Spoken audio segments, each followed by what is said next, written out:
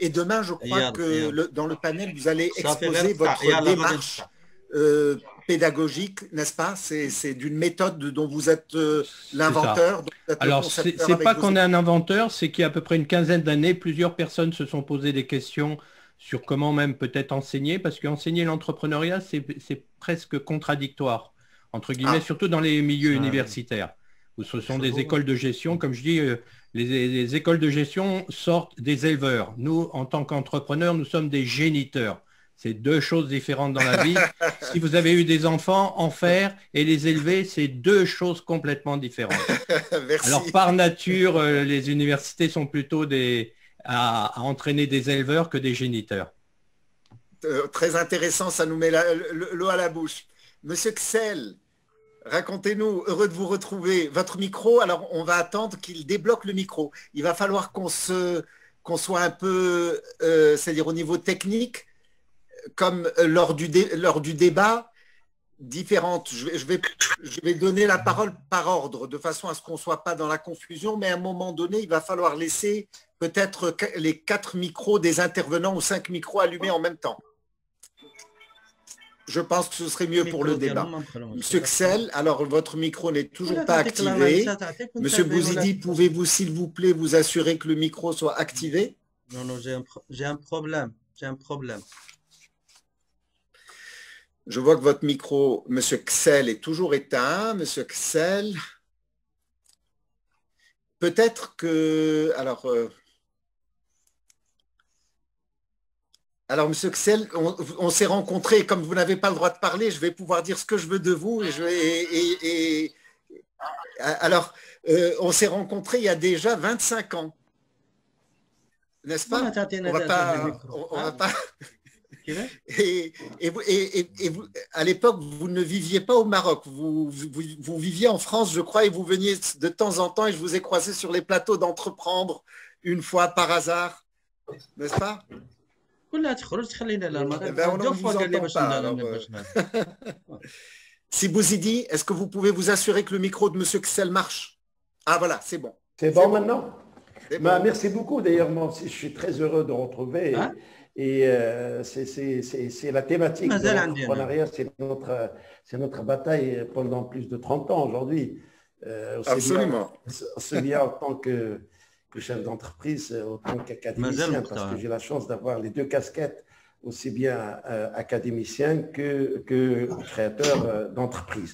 Donc, sincèrement, la thématique m'a beaucoup séduit. C'est Ahmed El Bouzidi, c'est un ami que je connais اجي depuis اجي longtemps. سي Et surtout qu'on شنو هذا on a الميكرو créé ensemble la fédération de la petite et moyenne entreprise à la CGEM dans les années 1995, donc ça remonte à loin. Et toutes les thématiques qui sont traitées aujourd'hui, c'est des thématiques qui étaient traitées il y a pratiquement plus de 20 ans. Et malheureusement, l'aboutissement reste toujours très faible, sauf sur certains plans. Ça a été dit tout à l'heure par mon ami Sismani, la problématique de la recherche-développement, de l'innovation, de la création, et tout ça, ça reste toujours les handicaps de notre tissu de TPE, de PME. On reviendra tout à l'heure sur cette thématique. C'est la raison pour وي laquelle on est réunis, c'est pour régler Ouais. tous ces problèmes, justement. On s'est rencontrés au bon moment. Ah bah, مسيو مسيو يوسف l'espoir tout seul n'est pas Oui, suffisant, hein. مسيو يوسف d'accord. مسيو يوسف Sidi, oui, vous m'entendez maintenant je vous entends. vraiment désolé parce qu'il y avait un problème de technique et puis ensuite j'étais en relation avec Monsieur Seni, le coprésident du MEDEF là parce qu'il n'avait pas trouvé son lien. Et là, j'ai pas entendu votre question, mais ce que je voudrais rebondir, j'ai entendu, bon, bienvenue à Monsieur Claude Analo, Sidris, barakallah alik, marhaban, shukran ala l'istijaba. C'est Ksal, c'est Hamad, il a déjà parlé, c'est notre amitié et travail depuis longtemps, 95. C'est Stade, c'est Adil, marhaba bikoun jami'an. Ce que je voulais rebondir simplement, ce qu'il a dit Monsieur Claude Analou, c'est justement, nous sommes sur le même sillage, sur la même direction.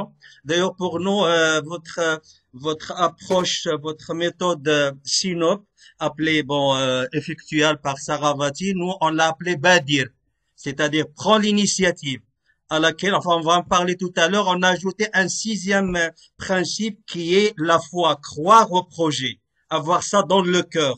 pour pouvoir que c'est le cœur qui va commander. Bon, on en parlera tout à l'heure. Très ravi de vous avoir parmi nous. Merci. Alors, Monsieur Bouzidi, Naam, est-ce Sidi. qu'on démarre quand vous voulez? Je Bah voulais oui, si simplement vous faire voulez. un test avec Si Mustafa Mouchrik, qui est avec nous aussi, juste pour vérifier que son micro marche que vous puissiez, donc s'il vous plaît, si vous pouvez activer le micro de Si Mustafa Mouchrik. Et après, je vous laisse la main et je pense qu'il y a déjà de nombreux participants qui sont connectés. Comme ça, on démarre à l'heure, si vous voulez, comme vous voulez. Je sais pas si vous Si l'avez dit Mustafa tout à Mouchrik. l'heure, c'est aussi en live. Il y a des gens qui nous suivent en live. Il y a un bon nombre là qui nous suivent en Facebook Alors, directement. alors, à mon avis, ce serait bien de démarrer. Allez-y. Comme ça, on ne laisse pas nos auditeurs et auditrices attendre plus longtemps. Naam. Très Fadala bien. Sidi, je vous laisse la parole au stade si vous y dites, ou peut-être que c'est Madame la Présidente, Madame Hana Meliani, qui va prendre la Oui, parole oui, c'est pour mademoiselle. Priorité à Mademoiselle, pardon, mademoiselle, priorité aux femmes, hein. excusez-moi, Il faut de la Mademoiselle galanterie. Hana Meliani. Je vous laisse, Tfadala Lalla. Merci énormément, Monsieur Tazi. Merci pour votre présence. Donc, mesdames et messieurs, bonsoir et bienvenue. Nous avons l'honneur de vous accueillir dans la deuxième édition de la Semaine mondiale de l'entrepreneuriat sous la thématique Ensemble pour une relance inclusive. Donc, je me présente. Je suis Hana Miani, élève ingénieur à l'école Hassania des travaux publics et présidente de Hassania Junior Entreprise, l'association co-organisatrice de cet événement en partenariat avec Modem, le mouvement des entreprises au Maroc.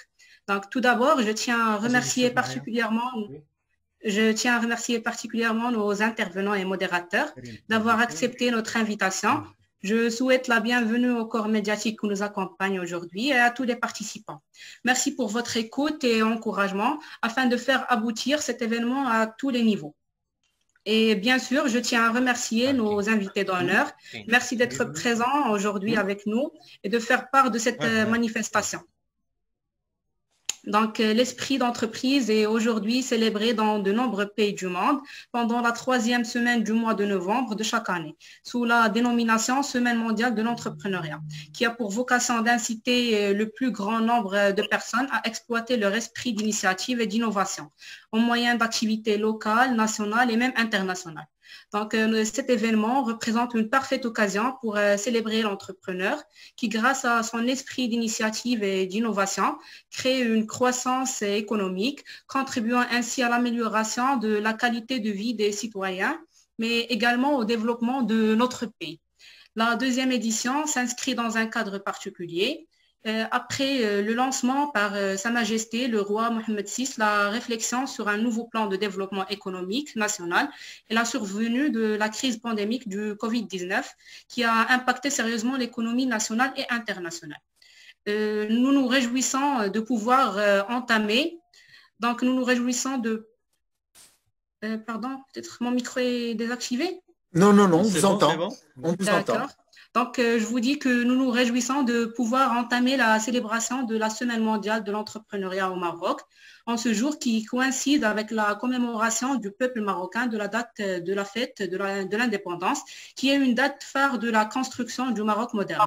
Et nous saisissons cette occasion pour présenter nos vœux de santé et de bonheur aux souverains et aux membres de la famille royale, et ceux de paix et de progrès pour tout le peuple marocain. Donc, afin d'inciter toutes les parties concernées à opter pour un nouveau modèle de développement économique et social qui vise l'élaboration d'une stratégie inclusive de croissance, de création de richesses et d'emplois, nos deux associations, qui sont le mouvement des entreprises du Maroc, Modem, qui a pour objectif l'accompagnement et le soutien des TPME dans leur développement via la communication, le conseil et la sensibilisation, ainsi que l'association Hassania Junior Entreprise, HJE, qui présente une passerelle entre le monde des études et le monde entrepreneurial et qui a pour objectif de promouvoir l'esprit d'entrepreneuriat et de management auprès de ses administrateurs et ses adhérents. Ceci en fournissant des moyens de formation pratique complémentaires, en favorisant la création de relations actives avec les milieux professionnels. Donc, notre partenariat, ou bien ce partenariat entre deux entités qui sont composées l'une de jeunes et l'autre d'entrepreneurs expérimentés pour la plupart d'entre eux, a été une expérience exceptionnelle pour nous tous. Et on a beaucoup appris les uns des autres. Donc, je remercie tous les membres de l'équipe pour leur écoute, cohésion et investissement personnel dans ce projet. Notre deuxième édition de la Semaine mondiale de l'entrepreneuriat au Maroc, qui est sous le thème « Ensemble pour une relance inclusive », s'intéressera à 4 panels principaux. Nous allons inaugurer notre événement par le panel « Quelle démarche pour une politique globale et inclusive visant le développement des AE, TPE et PME ». J'aimerais juste souligner que la communication dans ce panel sera faite exclusivement en français à l'égard de nos invités francophones. Et un résumé des faits saillants sera fait en arabe et publié sur notre page Facebook qui est dédiée exclusivement à cet événement. Le deuxième panel s'intéressera aux jeunes et l'entrepreneuriat, puisque nous allons traiter les défis qui font face aux jeunes et à comment les inciter et les accompagner dans leur cursus entrepreneurial. Notre troisième panel portera principalement sur l'informel afin d'y trouver de potentielles solutions pour l'intégrer dans le secteur formel.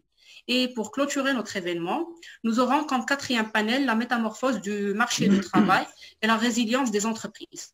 Notre événement représentera une occasion pour discuter les différents obstacles rencontrés par tout type d'entreprise, spécialement après les répercussions de la crise sanitaire, afin d'en extraire des recommandations pour améliorer la situation actuelle. Alors, sans trop tarder, j'invite M. Bouzidi, le président de l'association Modem, à partager avec nous son témoignage sur le climat des affaires, le positionnement de Modem dans le tissu associatif et les éléments de relance qui s'avèrent être indispensables avec la situation actuelle. Donc, Oui. M. Bouzidi. Merci. Merci, mademoiselle Meliani, merci beaucoup. Vous m'entendez, Merci à vous, messieurs, dames, mesdames, messieurs, vous m'entendez? Oui, en bien, effet, très en bien. effet. Bismillah ar-Rahman ar-Rahim. Monsieur le président de l'Agence de la concurrence, monsieur le conseiller du chef du gouvernement, monsieur Karim Tazi, maître Claude Ananou, monsieur Senni Aziz Senni, mes chers amis Mohamed Kessal, Hamad Kessal et Mohamed Smani, mesdames, messieurs, qui sont avec nous et ceux qui nous suivent en live, bonsoir à tous. Je ne vais pas vous dire bienvenue parce que bien sûr, en réalité, vous êtes chez vous et en même temps, on est connecté. Donc, je vous dirai plutôt merci d'avoir répondu à notre invitation. Si vous voulez bien, brièvement, je vais vous exposer en 4 points ma vision globale. Premièrement, l'état des lieux du climat des affaires, très brièvement. Deuxièmement, une expérience personnelle au cours de la méditation. Troisièmement, nos actions et démarches. Et quatrièmement, ce que je vois, les conditions de base à la relance. En ce qui concerne l'état des lieux, l'impact de la crise économique et financière de 2008, ajouté à d'autres éléments, ont inversé les tendances. Les fournisseurs n'accordent plus des délais de paiement, les clients ne payent pas à temps, et bien sûr, les banques sont de plus en plus exigeantes et réticentes. En plus des difficultés d'accès aux appels d'offres et commandes publiques et privées, lenteur administrative, comme il l'a annoncé Sa Majesté dernièrement dans son discours, alors le chef d'entreprise est perdu, il ne sait plus chez qui se plaindre, et quand il ose le faire, il est renvoyé d'une entité à l'autre pour finir par abandonner la poursuite de sa réclamation. Nous avons remis à ce sujet-là une 60aine de mesures et procédures pratiques pour remédier aux anomalies du quotidien. En fin 2018, une étude de la Banque mondiale avec le CRI du Grand Casablanca a confirmé nos recommandations par un chiffre inquiétant, 50% de mortalité des TPME ces 10 dernières années. Un grave problème à prendre vraiment au sérieux, surtout vu les conditions et situations actuelles. Alors, pour la méditation, j'ai passé une petite histoire personnelle. J'ai profité du confinement pour compléter la lecture d'un précieux livre du docteur Rick Hansen. C'est un neuropsychologue qui a enseigné à Oxford, Stanford et Harvard, intitulé « Le cerveau du bonheur ». Il parle de la plasticité du cerveau, sa réinitialisation, si l'on veut dire cela.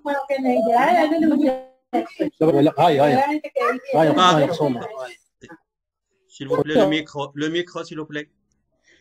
Alors, je veux dire, la réinitialisation du cerveau par la pensée, la méditation, la concentration et le comportement.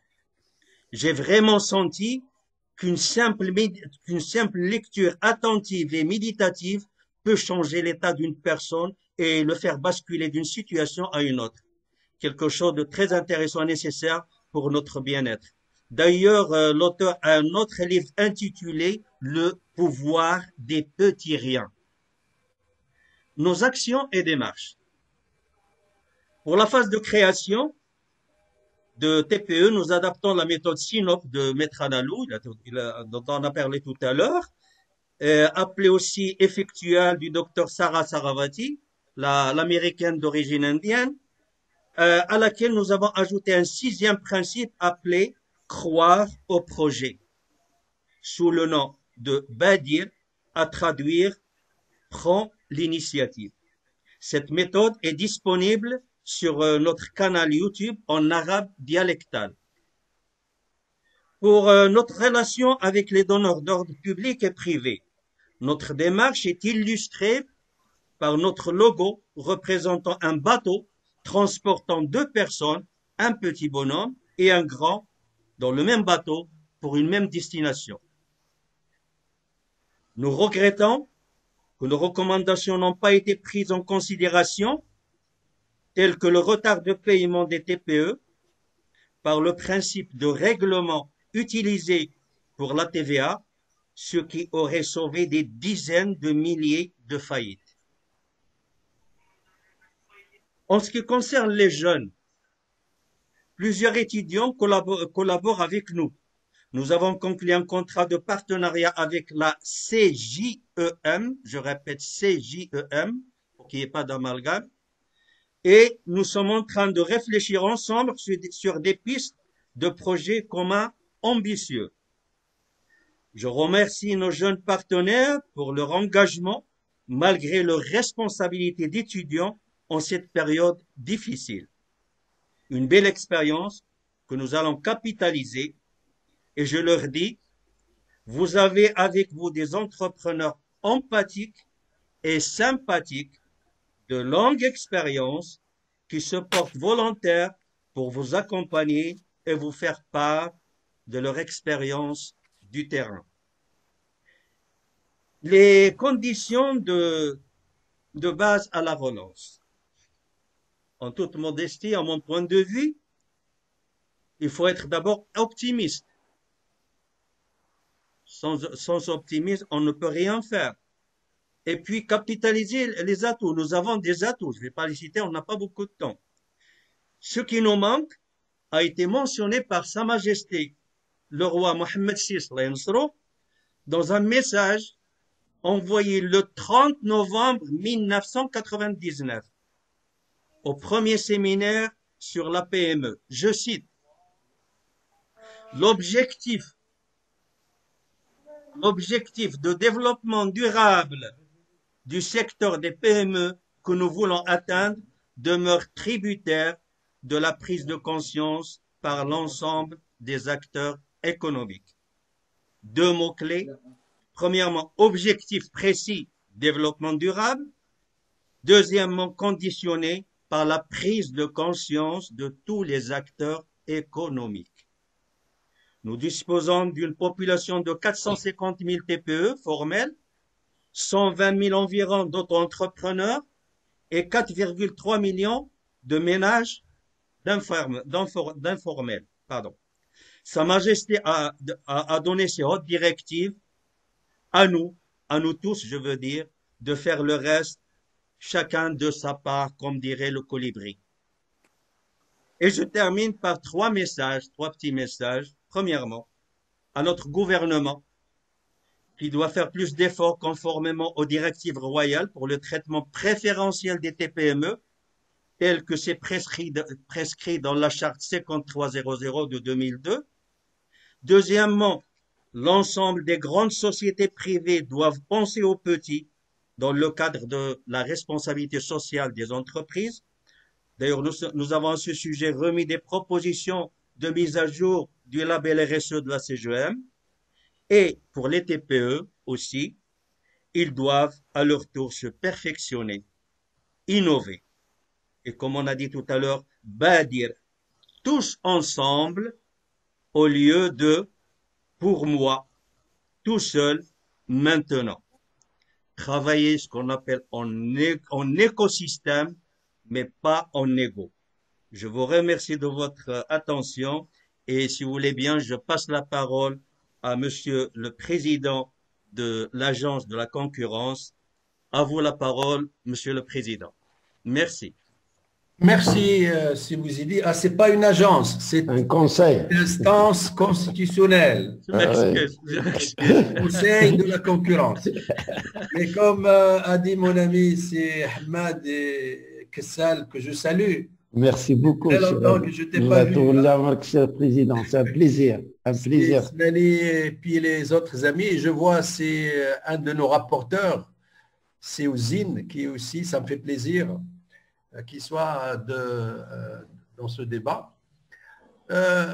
Moi, je voudrais, avant que je partage avec vous surtout quelques recommandations, je voudrais juste faire 2 ou 3 constats. Je pense qu'on ne peut pas faire fi des impacts de la pandémie Covid-19 sur la problématique de l'entrepreneuriat au Maroc et dans le monde. Moi, je pense que ce que nous vivons, ce que le système de l'économie mondiale, ce que nos économies vivent aujourd'hui, nous impose à changer radicalement le paradigme de l'entrepreneuriat aujourd'hui. Et deuxième chose, il en découle, nous sommes appelés à repenser l'offre de politique publique, de promotion et d'appui aux entreprises et notamment aux petites et moyennes entreprises et aux toutes petites entreprises. Ce qui incite, et c'est l'une de mes premières propositions, cette proposition, je la dis parce que j'ai l'impression, depuis 1991, et je crois que Sexel se rappellera de ça, Exactement. depuis la création du Conseil national de la jeunesse et de l'avenir, C'est vrai. cette question de promotion et d'appui, on a l'impression que les mêmes problématiques refont surface. Et ça, je crois que c'est typique, malheureusement, hein, c'est typique de notre Culture. façon de fonctionner, c'est qu'on ne travaille pas de façon cumulative. C'est vrai.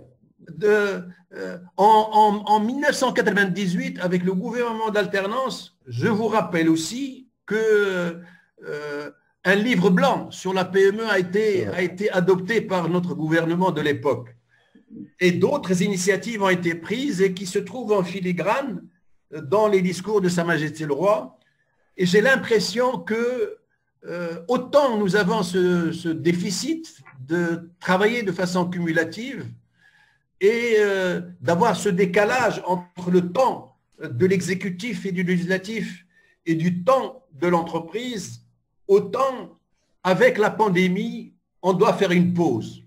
Et si j'ai une recommandation à faire, je crois que c'est un moment important aujourd'hui de mettre à plat ce qui a été fait par notre pays en matière de promotion et d'appui à la PME et à la TPE.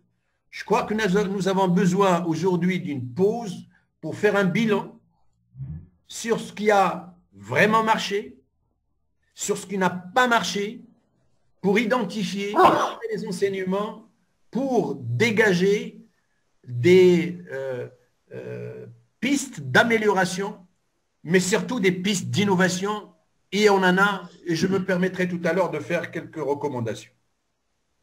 Ça, c'est le premier constat. Le deuxième constat, il faudrait aussi qu'on parle un langage de vérité avec nous-mêmes. Même si nous avons un déficit de connaissance de la démographie de l'entrepreneuriat au Maroc, nous avons quelques estimations néanmoins. Nous avons un taux de création d'entreprises parmi les plus faibles dans le monde. Nous ne créons annuellement, selon les dernières statistiques disponibles données par la CGM, 80 000 emplois.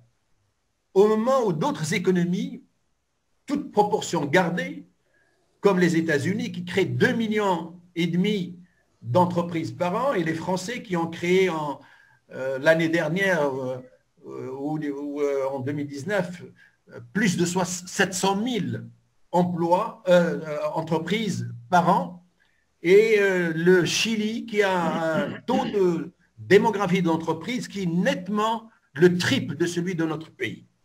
Donc, nous devons être attentifs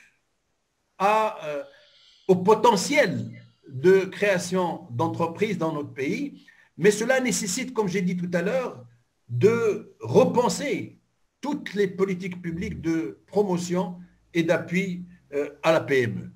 Ce d'autant plus que, il me semble, que c'est à ce niveau que se situe l'avenir de notre économie. Quand on voit la structure de la population active occupée dans notre pays, eh bien 80% de la population active l'est dans le secteur privé. Les emplois dans la fonction publique centrale et territoriale rentrent pour 12% et l'emploi dans les établissements et entreprises publiques de 8%. Par conséquent, les vrais enjeux économiques de demain en matière de création de richesses nouvelles, indispensables pour financer l'investissement et la solidarité, c'est l'entreprise et l'entrepreneuriat. Mais comment justement créer cette dynamique? Moi, j'ai l'impression qu'il y a des dimensions objectives liées à l'environnement général, y compris le climat des affaires dans lequel évolue l'entreprise, qui fait qu'il y a des obstacles à la libération des énergies de notre économie pour que chaque Marocaine et chaque Marocain qui a envie de créer des entreprises, c'est-à-dire d'investir, de prendre des risques, d'innover et donc d'être les acteurs de la création de la richesse et les premiers bénéficiaires, il y a un certain nombre d'obstacles qui sont liés à des situations de rente, à des passe-droits, à des déviances administratives qui sont la corruption, qui sont l'inéquité fiscale, la collusion entre le monde des affaires et le monde politique et toutes les problématiques auxquelles s'attaque actuellement le Conseil de la concurrence. Et par conséquent, cela crée auprès des entrepreneurs potentiels un climat un déficit en fait de confiance et de visibilité indispensable pour prendre des risques, pour innover, pour investir et donc pour s'impliquer dans la création de richesses nouvelles par la création d'entreprises. Et c'est ce qui explique cette démographie d'entreprises qui est liée en fait à ce déficit d'ambition, ce déficit d'espoir et ce déficit de rêve entrepreneurial comme alternative à la sortie à la fois de la pauvreté et du chômage. Et j'ai l'impression que c'est cela qui nourrit les inquiétudes auprès des jeunes, les angoisses auprès des jeunes, les frustrations auprès des jeunes quand ils veulent prendre des risques et entreprendre. Et pourtant, quand on examine l'économie nationale, le Maroc dispose de potentialités extrêmement importantes. Notre pays a aujourd'hui, en matière de potentiel de création d'entreprises, des chantiers sectoriels extrêmement ambitieux. Nous avons des chantiers à promouvoir dans le cadre de la régionalisation avancée pour ériger les territoires et les nouvelles régions en pôle de compétitivité et de compétences et par conséquent en espace de création de la richesse par la création de l'entreprise. Il y a également tout ce qui tourne autour des activités liées à la transition énergétique, à la transition numérique, à la transition climatique. Il y a tout ce qui tourne autour d'une sphère nouvelle dont Sa Majesté a incité en 2012 le Conseil économique, social et environnemental et la Banque du Maroc à explorer. C'est celui du capital immatériel, où nous pouvons investir dans la culture, dans l'éducation, dans la formation, dans la santé, bref, tout ce qui relève de ce pont extrêmement important et ce champ extrêmement riche qui fait la spécificité de notre pays et qui est le capital immatériel. Et bien évidemment, toutes les activités liées à la feuille de route marocaine, nationale, au niveau africain et au niveau international. Par conséquent, il faut être attentif sur ce paradoxe. Voilà un pays où il y a un potentiel extraordinaire, mais en même temps, un décalage des politiques publiques par rapport à la transformation de ce potentiel en création effective d'entreprises à la mesure des ambitions donc, de notre pays. Et par conséquent, il faut réfléchir sur les pistes nouvelles à ce niveau. Et j'ai l'impression qu'il y a 3 pistes, et ce sera en fait la quatrième. J'ai proposé à ce qu'on mette à plat déjà l'état de la politique publique de promotion et d'appui à la création d'entreprises, et particulièrement la PE, la TPE. Mais je crois que, au lieu d'attendre de la puissance publique, nous avons vu les limites de tout ce qu'elle peut apporter. J'ai l'impression que ceux qui portent les angoisses, qui portent les ambitions de la création d'entreprises dans notre pays doivent penser autrement les possibilités d'appui à la promotion de la PME et de la TPE.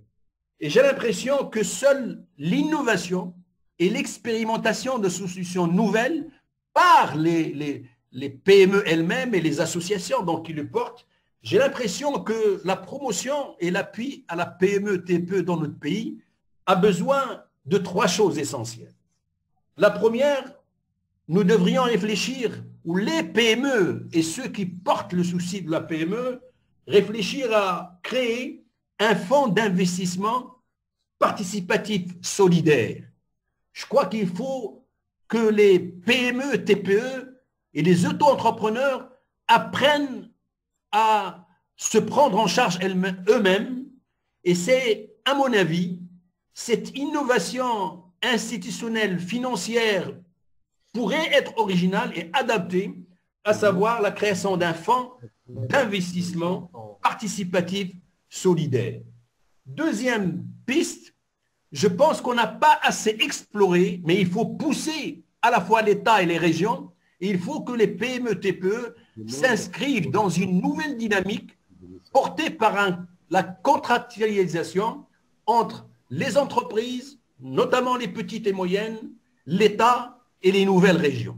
Il faut promouvoir un nouveau partenariat entre l'État, les régions et les entreprises, les TPE, PME, pour que ce contrat inscrive la promotion et l'appui à la PME comme étant un axe central des politiques publiques locales. Et troisième piste, et ça relève du Conseil de la concurrence, je pense que l'une des problématiques sur lesquelles nous travaillons, c'est quels sont les dispositifs qui permettraient la concrétisation et l'effectivité de l'égalité des chances des PME et des TPE à l'accès au financement. Et j'ai l'impression que cette piste, nous sommes en train donc d'avancer progressivement. Nous n'avons qu'aujourd'hui, c'est l'anniversaire de la création, l'anniversaire de la nomination du nouveau président par Sa Majesté le Roi, que Dieu l'assiste, le 17 novembre 2018. Et j'ai l'impression qu'en 2 ans, nous nous sommes appropriés de ces questions liées à l'effectivité de l'égalité des chances des PME devant l'accès au financement pour que toutes celles et parmi les PME qui ont envie donc de concrétiser leur projet, eh ben, puissent le faire en dehors de toute contrainte et de toute barrière. Et c'est par la concurrence juste et loyale que cet objectif stratégique peut être atteint. Et c'est cela qui permettrait, à mon sens, de libérer les énergies de notre économie et de notre société pour transformer le potentiel dont j'ai parlé tout à l'heure et qui existe dans tous les secteurs d'activité, à la fois par rapport à la feuille de route économique nationale que par rapport aux ambitions internationales de notre pays. Pour ne pas monopoliser la parole, je me contente dans ce première prise de parole de ces quelques éléments et j'ai plein de choses à partager avec vous, mais par respect à mes amis, aux autres intervenants, je me contenterai de ces considérations préliminaires. Alors, merci énormément, M. Garaoui, pour votre témoignage très enrichissant, ainsi que pour vos recommandations ciblées. Donc, notre deuxième invité est M. Adil Khales, qui est chargé de mission auprès du chef de gouvernement au sein du pôle en charge de la politique économique et de l'investissement. Donc, M. Khales, est-ce que vous arrivez à nous entendre? Oui, oui, parfaitement. Vous arrivez à m'entendre? Oui, parfaitement. Excellent. Monsieur le Président du Conseil de la concurrence, Monsieur le Président du Mouvement des entreprises du Maroc, Madame la Présidente de Hassani Junior Entreprises, distingués invités et participants, bonsoir. J'aimerais tout d'abord remercier au nom des services du chef de gouvernement, les organisateurs pour l'aimable invitation à prendre part à cet important événement portant sur un sujet auquel nous accordons au niveau des services du chef de gouvernement un intérêt assez particulier au vu de son impact sur la compétitivité de l'économie nationale. C'est un plaisir aussi de voir autant d'acteurs issus du milieu économique et académique et participer. Ça dénote de la volonté de secteur privé et académique, bien entendu, de s'impliquer dans ces échanges, ces discussions qui ont toujours eu, à notre sens, et auront des répercussions majeures dans la formulation et la gouvernance des politiques publiques d'une manière générale. Cette volonté collective démontre également combien il est important pour nous tous de contribuer à cet effort collectif visant la consolidation et l'amélioration des acquis en matière de développement de l'entrepreneuriat dans notre pays. En effet, les efforts consentis par le Maroc dans ce sens, que ce soit au niveau des réformes visant l'amélioration du climat des affaires ou au niveau de la promotion de l'entrepreneuriat, n'ont pas manqué d'enregistrer des avancées notables en termes de dynamique entrepreneuriale au Maroc. Quelques exemples de chiffres illustrant cela.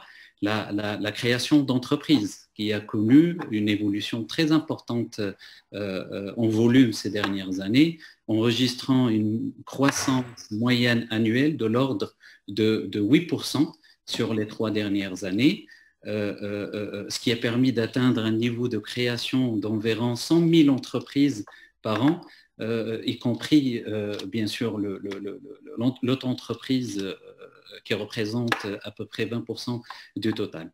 Au niveau du comportement entrepreneurial des individus qui est appréhendé par les indicateurs du GEM, le Global Entrepreneurship Monitor, le Maroc continue de s'améliorer sur plusieurs indicateurs. Une nette progression de l'indice de l'activité entrepreneuriale qui est passé de 4% en 2015 à 11% en 2019, la baisse du taux d'abandon entrepreneurial qui est un indicateur qui montre un peu cet écart qu'il y a entre les intentions entrepreneuriales et le passage à l'acte. Il y a également l'entrepreneuriat féminin qui s'est significativement amélioré durant ces dernières années. On compte maintenant une femme entrepreneur pour 2 hommes en 2019 contre 3 hommes en 2017. À cela, bien sûr, s'ajoutent d'autres indicateurs qui montrent qu'il y a eu une bonne dynamique entrepreneuriale au Maroc durant ces dernières années.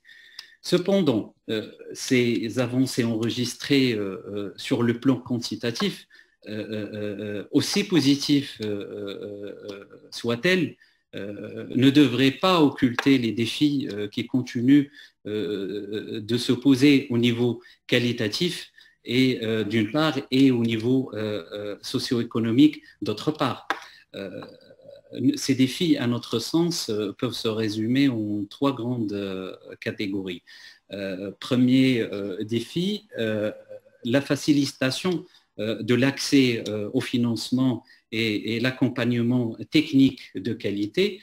Et en réponse à ce défi, comme vous le savez, le gouvernement a mis en œuvre, à la suite des orientations royales, le programme intégré d'appui et de financement de l'entrepreneuriat connu sous le nom d'Intelaka.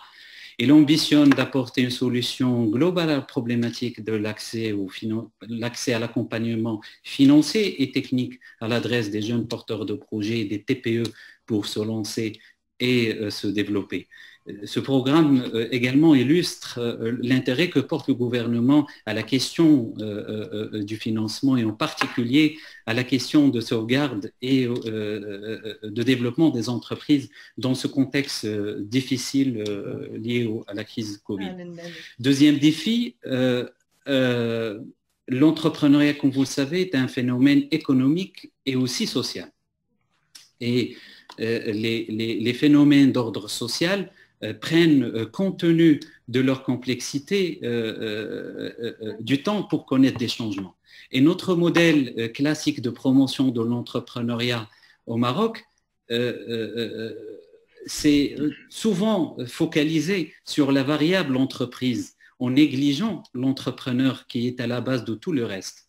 Donc le défi ici, à notre sens, c'est penser un modèle mettant plutôt l'accent aussi bien sur l'entrepreneur que sur son entreprise, et ce, en amont comme en aval au niveau de toute la chaîne de valeur entrepreneuriale, ce qui permettra, bien entendu, sur le plan microéconomique, à faire émerger de la ressource entrepreneur, qui connaît les tenants et les aboutissants de ce que c'est que réellement entreprendre.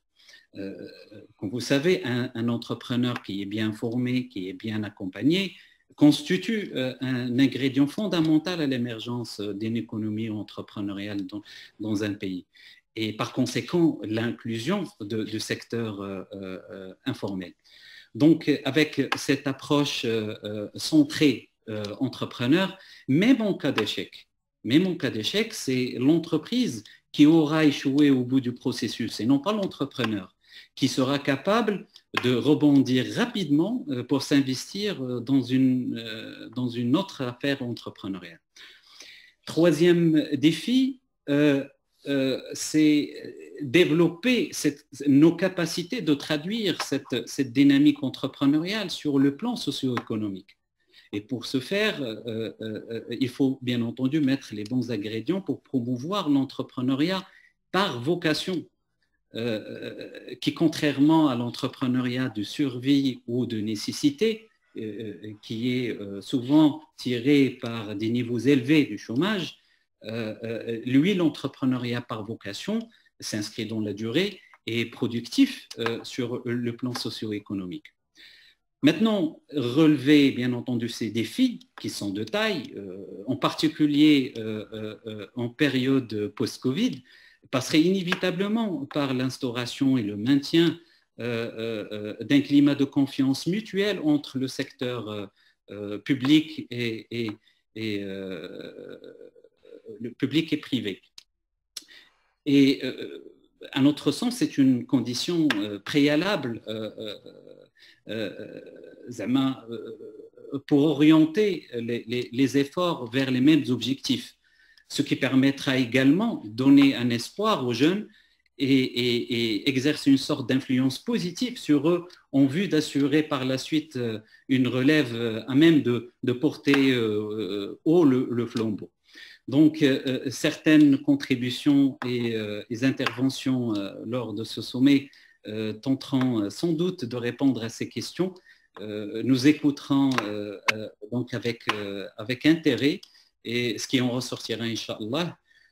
Et enfin, j'aimerais conclure ce petit mot par renouveler au nom des services chefs de gouvernement mes remerciements pour l'invitation et souhaiter aux participants de très bons débats.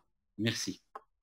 Alors, merci énormément, Monsieur Khalis. Merci d'avoir accepté notre invitation. C'est un grand honneur pour nous d'entendre votre témoignage, soit sur les défis existants actuellement et qui font face aux entrepreneurs marocains, et pour vos recommandations. Donc, nous attendrons votre retour en fin de notre séance. Nous avons présent avec nous également Monsieur Claude Ananou, maître d'enseignement en HEC Montréal. Monsieur Ananou va nous parler de son approche mondiale actuelle. Donc, Monsieur Ananou, je vous donne la parole. Alors, bonjour à tous et à toutes. Avant, je voudrais saluer et féliciter les organisateurs de ce Zoom, entre guillemets, nous on appelle ça Zoom maintenant, et ainsi que tous les participants. Avant toute chose, j'aimerais expliquer pourquoi, je prends plutôt le thème du panel 1, là. Je crois que demain, j'expliquerai plus l'approche SINOP. L'importance des PME dans toute société. Et souvent, c'est ce que je dis à mes étudiants, vous savez, toutes les grandes entreprises ont commencé petites. Et je pourrais presque vous citer une fable d'Ésope, où c'est un fleuve qui se moque d'une petite source, et qui dit, regarde, toi tu es toute petite, on mettrait un petit caillou et on pourrait t'empêcher. Je lui dis, mais si nous n'étions pas plein de petites sources, le fleuve n'existerait pas.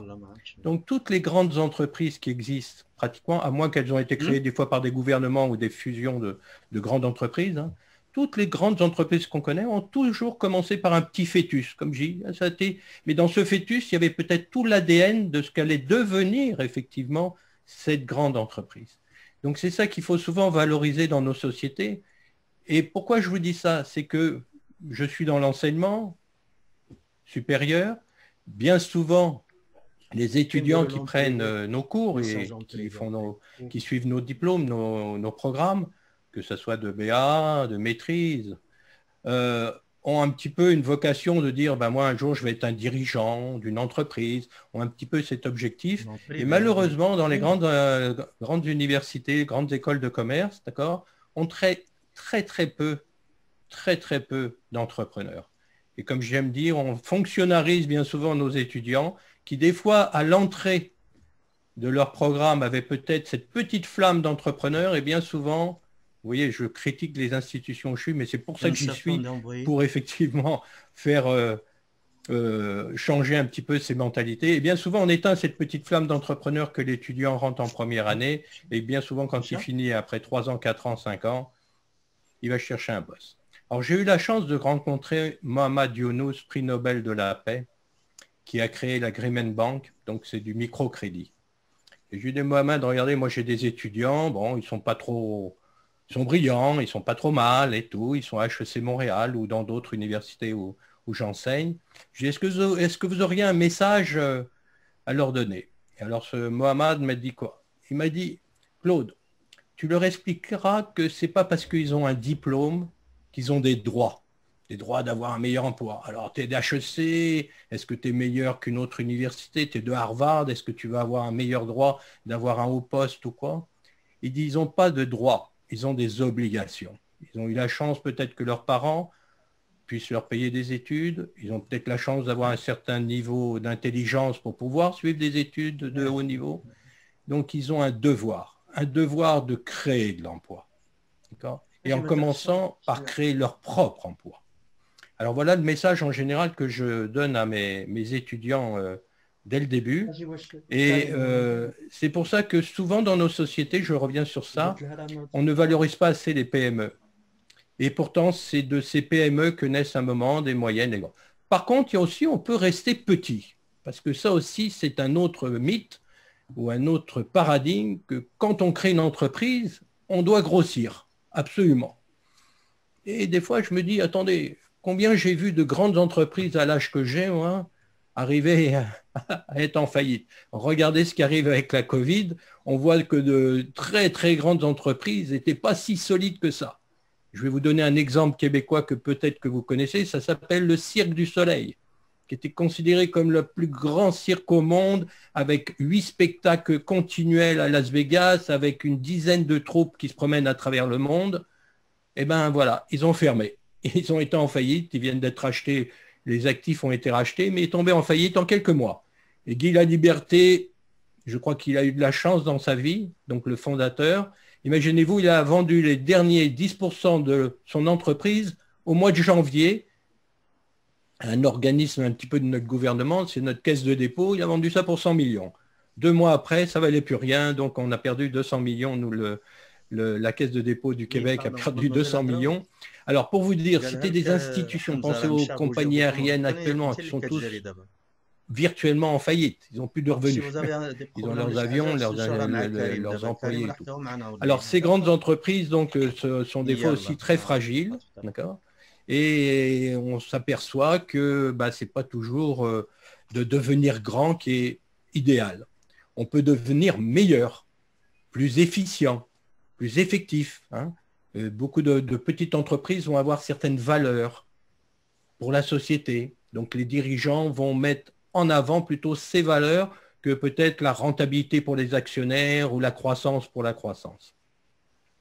Alors dans cette optique de comment aujourd'hui avec la Covid, alors je voudrais peut-être revenir sur deux, trois choses qui ont été traitées par mes prédécesseurs. Au niveau de M. pardon, si je prononce mal vos noms, Guéraoui, je crois qu'au contraire, la Covid, actuellement, nous met tous dans une situation d'entrepreneur, telle que je la conçois dans l'approche effectuelle SINOP. Effectivement, c'est une approche effectuelle. Toutes les entreprises ont mis leur stratégie de côté. C'est la survie. Or, c'est ça un petit peu entreprendre. Au démarrage, on est dans l'effectuation, on fait avec ce qu'on est, avec ce qu'on a, et au moment où on est. Et toutes les entreprises, qu'elles soient petites ou grandes, ont été obligées de s'adapter sans avoir un plan stratégique. On n'a pas le temps de prévoir qu'est-ce qu'on fera dans 6 mois. De toute façon, personne ne sait ce qui va se passer dans 6 mois. Donc ça, c'est la vraie nature entrepreneuriale. Donc pour moi, je suis en extase en ce moment, et j'enseigne partout parce que j'explique toujours ça un petit peu. Au début de chaque session, j'explique à mes étudiants, peu importe dans le pays où je suis, ou dans le continent où je suis, je dis, il va se passer quelque chose durant les 3 mois qui mettrait n'importe quel business plan à terre ou quoi que ce soit. Il va y avoir un événement économique, social, technologique. Vous verrez que personne n'avait prévu. Et là, en fait, ce qui m'intéresse avec cette Covid, c'est que ça a été mondial, dans le monde entier, dans tous les secteurs. Donc, tout a été rebrassé. On est repartis tous à zéro, d'accord, comme des entrepreneurs. Et ça, c'est bon parce que c'est un cours, comme j'ai dit, là, il y a des millions et des dizaines de millions de personnes qui ont été resensibilisées à qu'est-ce que c'est entreprendre. C'est de repartir, de partir souvent avec peu de choses, de s'adapter aux besoins des clients. Parce que toutes ces entreprises qui s'adaptent actuellement, c'est parce que les besoins ont changé. Je vais vous dire, à l'âge que j'ai, moi je fais attention un petit peu, je me fais livrer avec ma femme et tout, on a découvert que c'était encore plus pratique, on n'avait plus à se déplacer, il y avait ci, on me livre, il y a ci. Un des meilleurs restaurants, presque 2 étoiles de Montréal, donc on allait là parce qu'il y avait une ambiance, un service. Ils nous livrent maintenant dans des cartons et ils nous livrent pour 3 jours, des repas tout faits que ma femme réchauffe et tout. Ça, c'était des gens qui ont été obligés de se modifier complètement. Ils sont, tenez-vous bien, à Montréal.